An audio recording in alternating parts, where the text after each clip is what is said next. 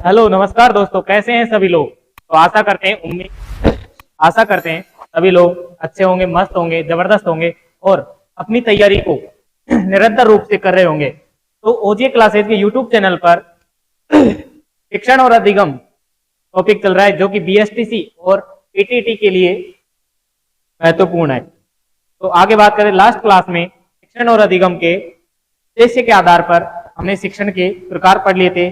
अब बात करते हैं शिक्षण के उपागम।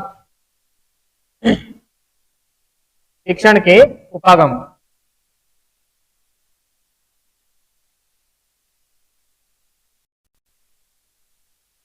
नेक्स्ट टॉपिक डालें, शिक्षण के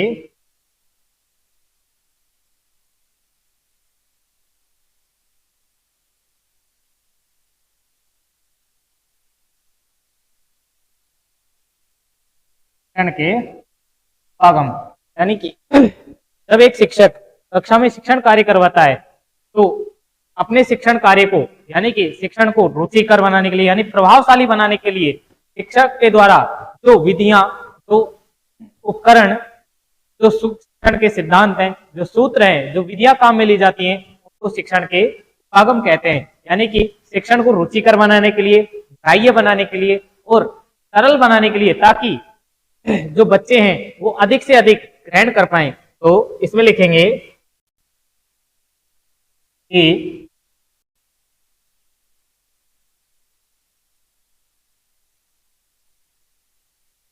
शिक्षक के द्वारा कक्षा कक्ष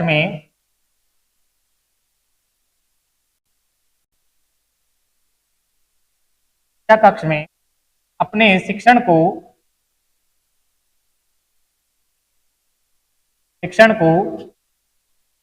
स्वीकार ग्राह्य सरल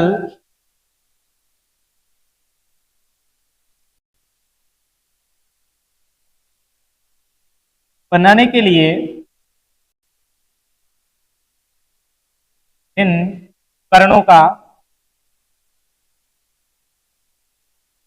उपकरणों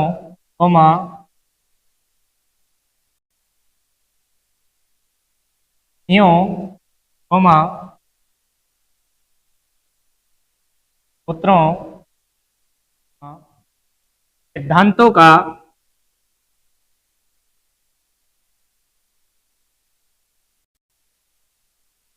प्रयोग किया जाता है।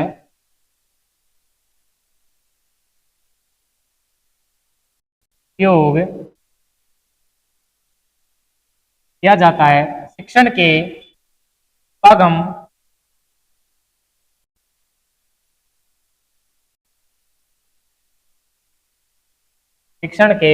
उपागम कहलाते हैं।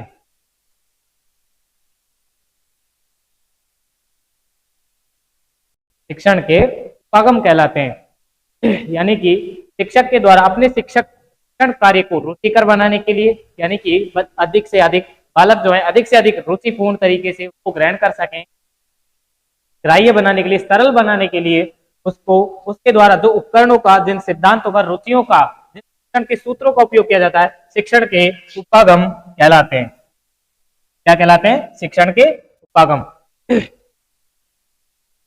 आगे बात करते हैं, अब शिक्षण की जो विधियां हैं, कौन कौन सी विधियां हैं जिनका वह प्रयोग कर सकता है अपने शिक्षण कार्य को रुचिकर बनाने के लिए। जैसे कि विधि कौन कौन सी हो सकती है? नाटक विधि हो सकती है कोई,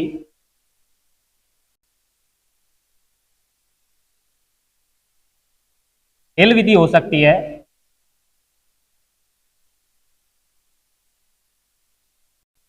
और रंगमंच विधि हो सकती है।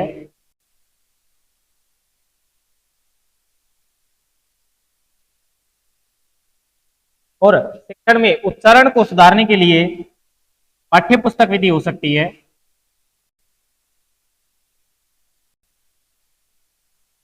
पाठ्य पुस्तक भी आदि। और शिक्षण के सूत्र की बात करते हैं, शिक्षण के सूत्र कौन कौन से होते हैं?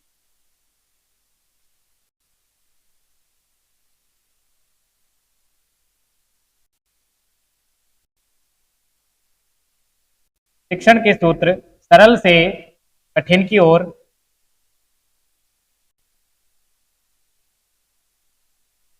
यानी कि बच्चों को सबसे पहले आपको सरल चीजें बतानी है जिससे कि बच्चा उनको अच्छे से ग्रहण कर पाए, उसके बाद अपना कठिनता का लेवल बढ़ाना है। आगे बात करते हैं इस शिक्षण में नियम से उदाहरण की ओर,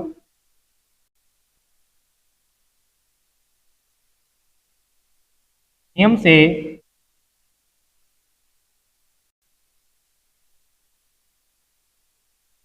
उदाहरण की ओर, नियम से उदाहरण की ओर,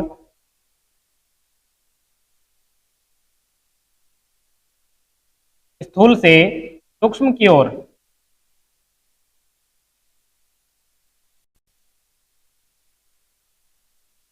स्थूल से सूक्ष्म की ओर। जैसे कि आपको बच्चों को गाय पढ़ानी है तो ये नहीं है कि सबसे पहले आपको गाय की आंखें दिखा दी, उसके बाद गाय के पैर दिखा दिए, गाय के कान दिखा दिए। अगर ऐसा दिखाओगे तो बच्चे नहीं पहचान पाएंगे कि ये गाय का कान है या भैंस का कान है या घोड़े का कान है या किसका कान है। तो सबसे पहले आपको संपूर्ण रूप से यानी कि सूक्ष्म रूप से, सॉरी, स्थूल रूप से यानी पूरी गाय को दिखाना पड़ेगा। उसके बाद अगर आप दिखाओगे कि ये किसका कान है तो बच्चे पहचान जाएंगे कि ये गाय का कान है, ये भैंस का कान है, ये गाय के सींग है, ये गाय की टांगे हैं आदि। आगे बात करते हैं कि शिक्षण के सिद्धांत कौन कौन से हो सकते हैं।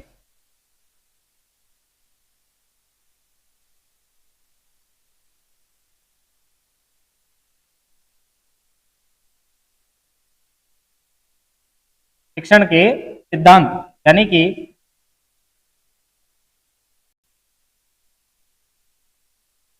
तत्परता का सिद्धांत,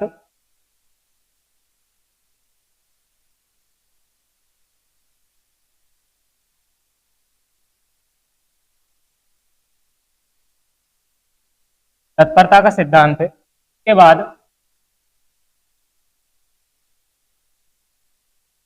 अभ्यास का सिद्धांत, और तीसरा होता है प्रभाव का सिद्धांत।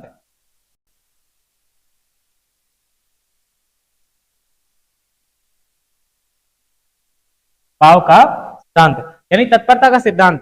मान लीजिए कि आपको घोड़े को पानी पिलाने के लिए बोला गया है तो आप घोड़े को अपनी जबरदस्ती से, अपनी इच्छा से उसको तालाब के पास तो ले जा सकते हो, क्या उसको पानी पीने के लिए बाध्य कर सकते हो? नहीं। इसी प्रकार से एक बालक को हम पढ़ा तो सकते हैं लेकिन क्या सीखने के लिए उसको बाध्य कर सकते? नहीं। यानी उसकी खुद की इच्छा होगी तभी बच्चा सीख पाएगा, अन्यथा नहीं सीख पाएगा।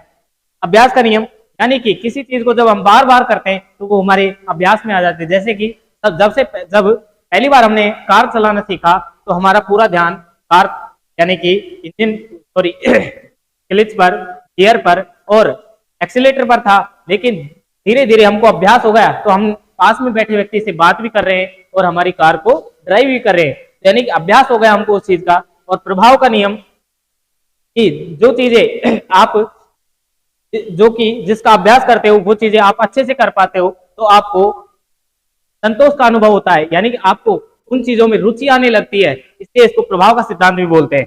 तो आगे बात करते हैं। तो दोस्तों आपको एक स्क्रीनशॉट तो इसका लेना है।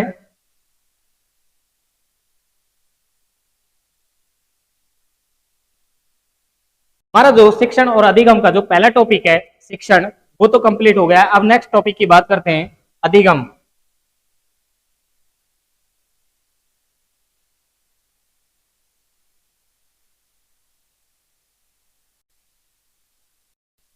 अधिगम जिसको अंग्रेजी में लर्निंग बोलते हैं, तो अंग्रेजी में लर्निंग बोलते हैं। नेक्स्ट बात करते हैं अधिगम जिसका कि अर्थ होता है, अधिगम यानी कि सीखना या फिर जानना, या जानना। अंग्रेजी के अधिगम जो है जर्मन भाषा के लर्नन से बना है, यानी कि अंग्रेजी, सॉरी, अधिगम जो है जर्मन भाषा के लर्नन से बना है, जिसका अर्थ होता है टू नो, यानी कि जानना। अतः अधिगम में बालक कोई नई बात को सीखता है, जानता है, तो इसीलिए अधिगम को जर्मन भाषा के अधिगम जो है जर्मन भाषा के लर्नन से बना है, जिसका अर्थ टू नो होता है, यानी जानना या सीखना। और जानना और सीखना भी कैसा, आगे बात करते हैं इसमें। अधिगम जो है यानी कि ऐसी कोई बात जानना जिससे कि हमारे व्यवहार में परिवर्तन हो। कैसा परिवर्तन, स्थायी परिवर्तन हो, यानी कि व्यवहार में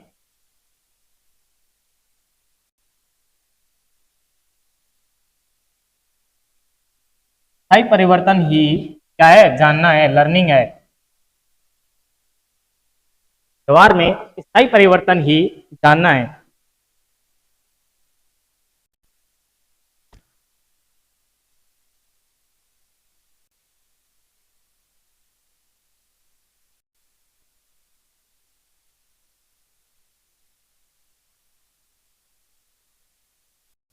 आगे बात करते हैं अधिगम के बारे में कि अधिगम जो है एक सक्रिय मानसिक प्रक्रिया है, यानी कि अधिगम जो है कैसी प्रक्रिया है, सक्रिय।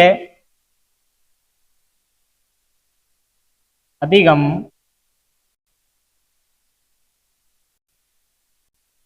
सक्रिय मानसिक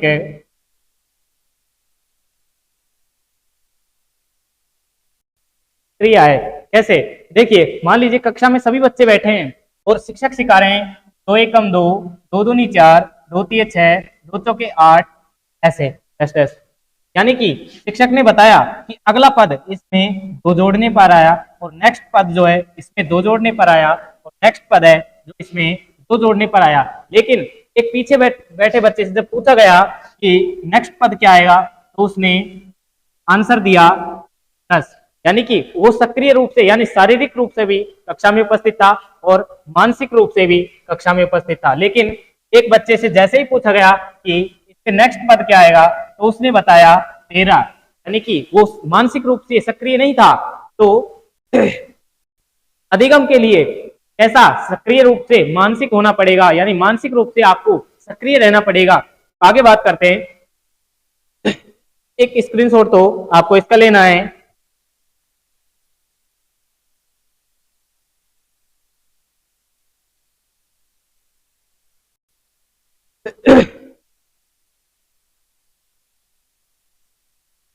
सभी कक्षाएं ओजी क्लासेज के यूट्यूब चैनल पर उपलब्ध हैं।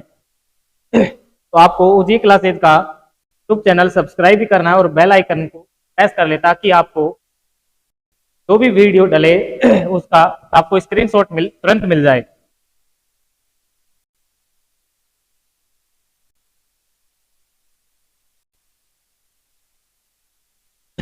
यानी कि अधिगम के द्वारा व्यवहार में परिवर्तन तो होता है। तो आगे बात करते हैं, अधिगम अधिगम अभ्यास के द्वारा,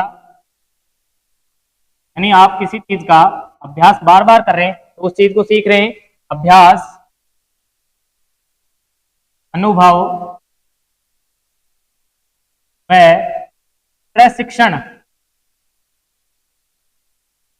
अभ्यास अनुभव व शिक्षण के द्वारा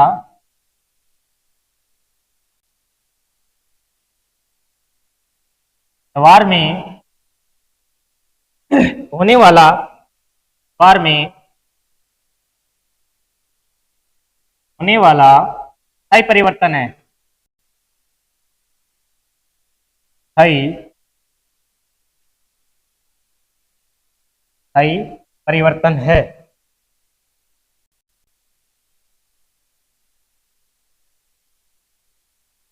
होने वाला स्थायी परिवर्तन है। अब बात करते हैं, दो मनोवैज्ञानिक आए थे, गेट्स व अन्य।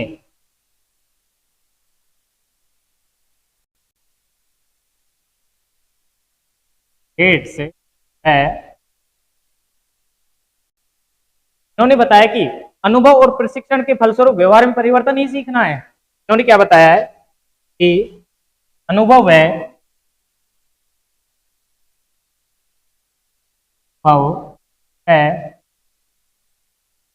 शिक्षण के यानी ट्रेनिंग प्रशिक्षण के फलस्वरूप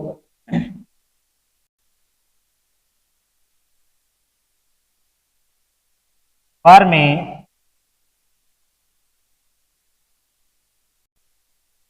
होने वाला परिवर्तन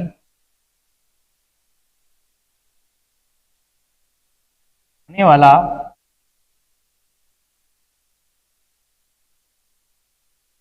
होने वाला परिवर्तन है। यानी कि अनुभव और प्रशिक्षण के फलस्वरूप व्यवहार में होने वाला परिवर्तन ही सीखना है। ऐसा कौन बोलते हैं? गेट्स व अन्य बोलते हैं। नेक्स्ट मनोवैज्ञानिक आते हैं गिलफोर्ड।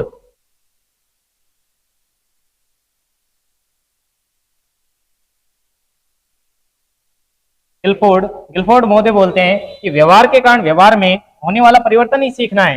यानी कि व्यवहार के कारण व्यवहार में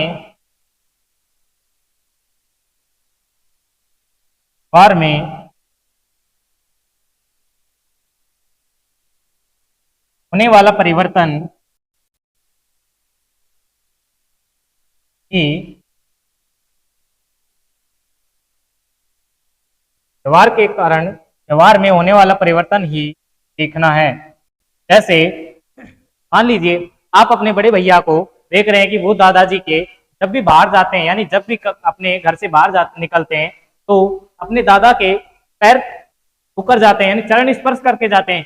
तो आपने भी धीरे धीरे अपने दादा के पैर छूना शुरू कर दिया, यानी उनके व्यवहार को देखकर अपने व्यवहार में परिवर्तन कर लिया। यानी आप पहले नहीं छूते लेकिन उनको देखकर, अपने बड़े भैया को देखकर आपने अपने व्यवहार में परिवर्तन कर लिया। यही क्या हो गया आपके लिए सीखना। आपने नई बात जान ली तो इसी को सीखना बोलते हैं। यानी गिलफोर्ड महोदय ऐसा बोलते हैं कि व्यवहार के कारण, किसी के व्यवहार को देखकर अपने व्यवहार में अगर आप परिवर्तन कर रहे हो तो उसी को भी सीखना कहते हैं।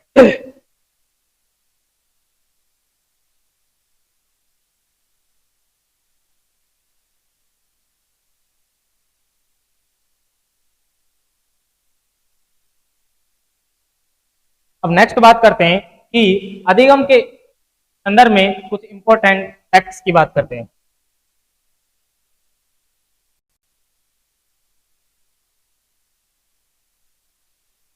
कि अधिगम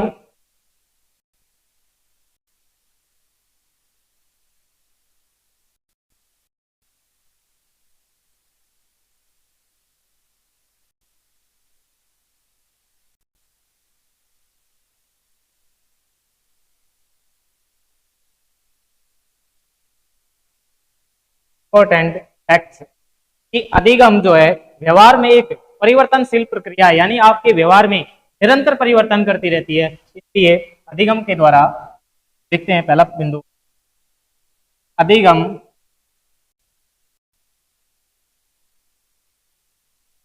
अधिगम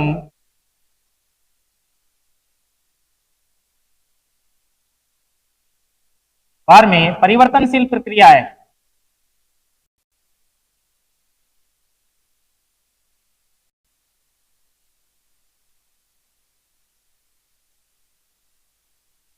यानी कि अधिगम के द्वारा व्यवहार में परिवर्तन होता है, इसलिए अधिगम को व्यवहार में परिवर्तनशील प्रक्रिया है। दूसरा बिंदु की बात करते हैं कि अधिगम सार्वभौमिक प्रक्रिया है। अधिगम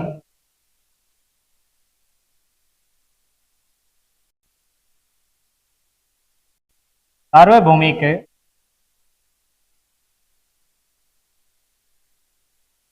अधिगम सार्वभौमिक प्रक्रिया है। कैसे है सार्वभौमिक? सार्वभौमिक का मतलब संपूर्ण पृथ्वी पर यानी संपूर्ण जगत में अधिगम तो प्रक्रिया तो होती है। जैसे कि मान लीजिए आपकी माता जी खाना बना रही है, आप उनको देखकर धीरे धीरे प्रतिदिन देखते हैं कि कैसे माता जी आटे को गूंथती हैं और कैसे चपाती हैं उनको बनाती हैं। तो आपने अधिगम कर लिया। क्या आपके के लिए आपको एक कक्षा कक्ष की आवश्यकता हुई नहीं हुई, यानी अधिगम तो सार्वभौमिक प्रक्रिया है, यानी कि एक नियोजित कक्षा कक्ष में होने वाली प्रक्रिया ही नहीं है।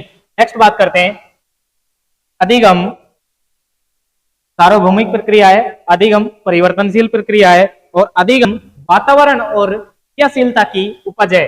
वातावरण अधिगम वातावरण एवं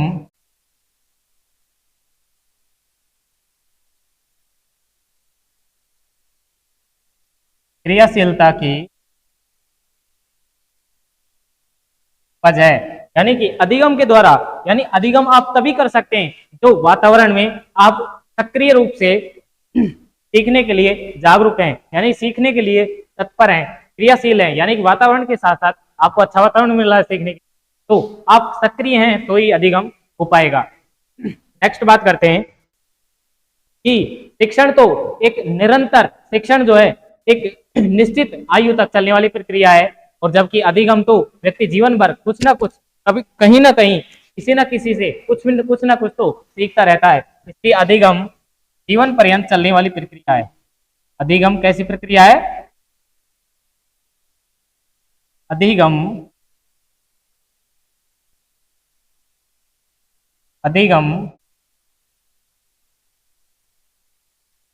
जीवन पर्यंत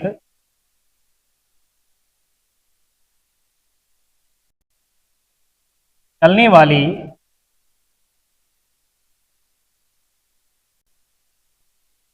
क्रिया है। यानी कि क्या आपकी शादी हो जाएगी उसके बाद भी आप अधिगम करते रहेंगे? बिल्कुल, यानी कि उसके बाद भी अधिगम प्रक्रिया तो शुरू जारी रहेगी, लेकिन क्या शिक्षण कर पाएंगे ये कोई जरूरी नहीं है कि शिक्षण हो या नहीं हो, ये क्योंकि शिक्षण तो एक नियोजित कक्षा कक्ष में एक शिक्षक की उपस्थिति में होने वाली क्रिया है, जो कि शिक्षक और छात्र के मध्य होने वाली अंतःक्रिया के माध्यम से संपन्न होती है।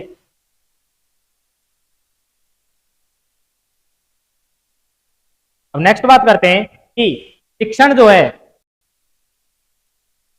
मान लीजिए कि अधिगम में व्यवहार में स्थायी परिवर्तन होता है, नोट डाल के लिखेंगे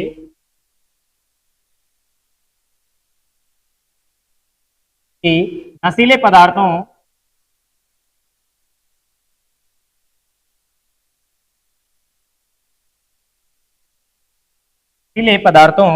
व दवाओं के सेवन से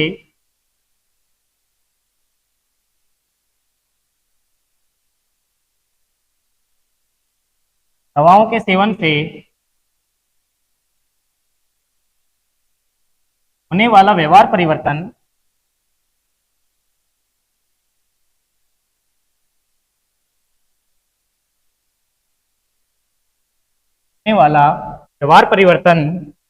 सीखना नहीं है।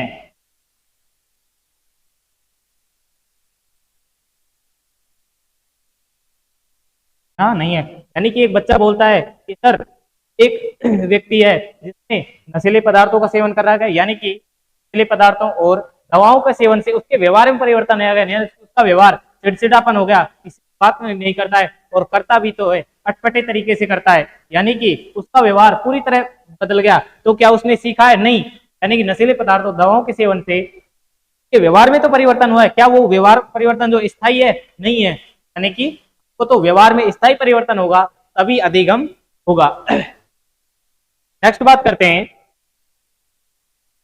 इस शिक्षण और अधिगम में अंतर। तो नेक्स्ट बिंदु होगा हमारा शिक्षण और अधिगम में अंतर।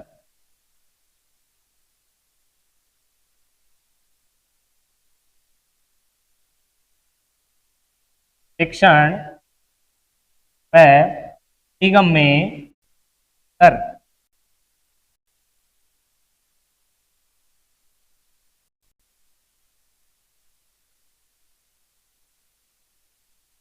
शिक्षण व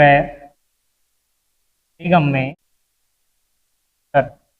बात करते हैं कि शिक्षण तो एक नियोजित कक्षा कक्ष में होने वाली प्रक्रिया है, जबकि अधिगम तो यहीं पर भी हो जाती है, यानी कि के लिए एक नियोजित कक्षा कक्ष की आवश्यकता नहीं होती है। और शिक्षण प्रक्रिया जो है एक निश्चित आयु तक चलने वाली प्रक्रिया है, जबकि अधिगम प्रक्रिया तो जीवन पर्यंत चलती है।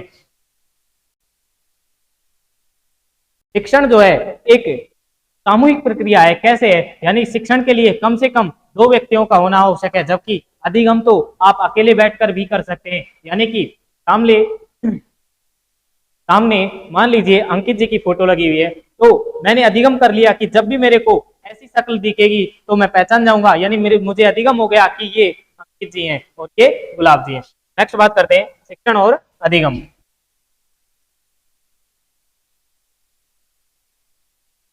शिक्षण और कर लिखना है आपको अधिगम। शिक्षण और अधिगम,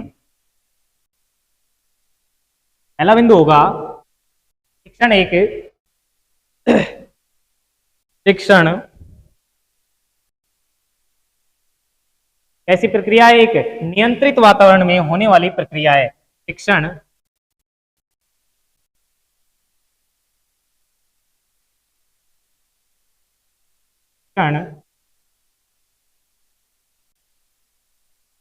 नियंत्रित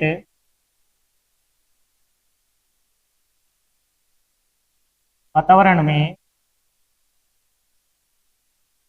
होने वाली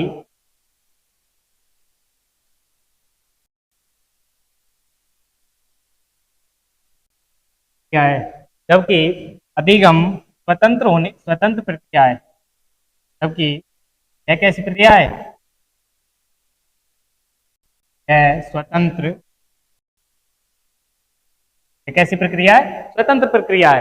नेक्स्ट बात करते हैं कि शिक्षण एक निश्चित आयु तक चलने वाली प्रक्रिया है। निश्चित आयु तक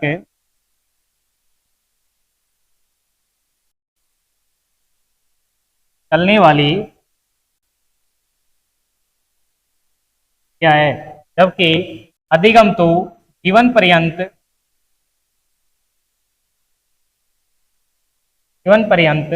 चलने वाली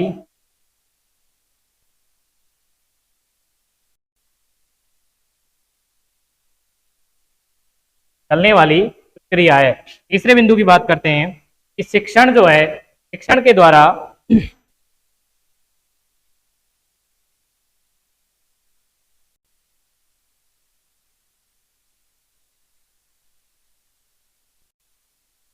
शिक्षण जो है एक सामूहिक प्रक्रिया है। शिक्षण ऐसी प्रक्रिया है, शिक्षण एक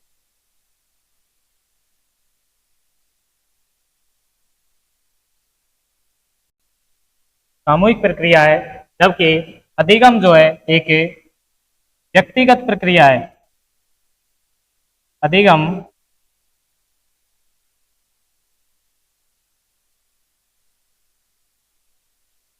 अधिगम कैसी प्रक्रिया है? एक व्यक्तिगत प्रक्रिया, जबकि शिक्षण एक सामूहिक प्रक्रिया है।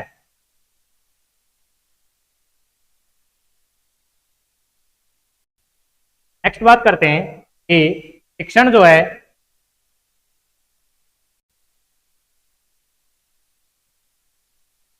शिक्षण शिक्षण एक क्रिया है, जबकि अधिगम प्रक्रिया और अधिगम जो है प्रक्रिया व उत्पाद दोनों है। अधिगम अधिगम प्रक्रिया यानी प्रोसेस व उत्पाद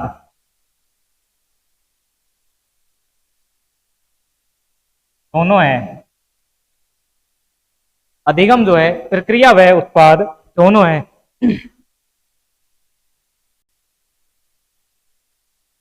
लास्ट बिंदु की बात करते हैं कि शिक्षण शिक्षण एक के फलस्वरूप अधिगम होता है, लेकिन अधिगम के फलस्वरूप शिक्षण हो क्या आवश्यक नहीं है।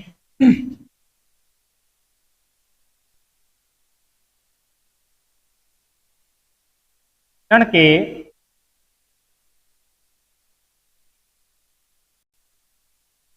फलस्वरूप अधिगम होता है,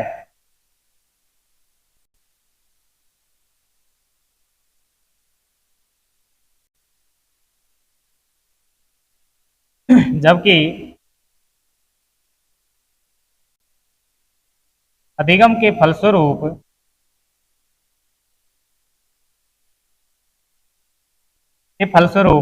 शिक्षण हो, के फलस्वरूप शिक्षण हो, यह आवश्यक नहीं है, यह आवश्यक नहीं है। तो दोस्तों आज की क्लास में हमने शिक्षण क्रिया जो थी उसके आगम पढ़े, उसके बाद अधिगम पढ़ा है। अधिगम में कि अधिगम जो है एक नियंत्र स्वतंत्र प्रक्रिया है, जबकि और जीवन पर्यंत चलने वाली प्रक्रिया है। शिक्षण जो है एक सामूहिक प्रक्रिया है, जबकि अधिगम कैसी प्रक्रिया है, व्यक्तिगत प्रक्रिया है। अधिगम प्रक्रिया व उत्पाद दोनों है, जबकि शिक्षण जो है प्रक्रिया है। शिक्षण के फलस्वरूप अधिगम होता है, यानी एक शिक्षक कक्षा में पढ़ा रहा है, यानी वो शिक्षण करवा रहा है और बच्चे सीख रहे हैं, वो अधिगम कर रहे हैं, यानी शिक्षण और अधिगम दोनों संभव है। जबकि अधिगम प्रक्रिया में यानी बच्चा किसी चीज को देख के सीख रहा है, तो क्या जरूरी है कि वहां शिक्षण कार्य नहीं हो रहा, क्योंकि शिक्षण कार्य के लिए एक नियंत्रित कक्ष की आवश्यकता होती है और एक शिक्षक की आवश्यकता होती है। तो दोस्तों आज की क्लास में इतना ही, मिलते हैं एक छोटे से ब्रेक के बाद। जय हिंद, जय भारत।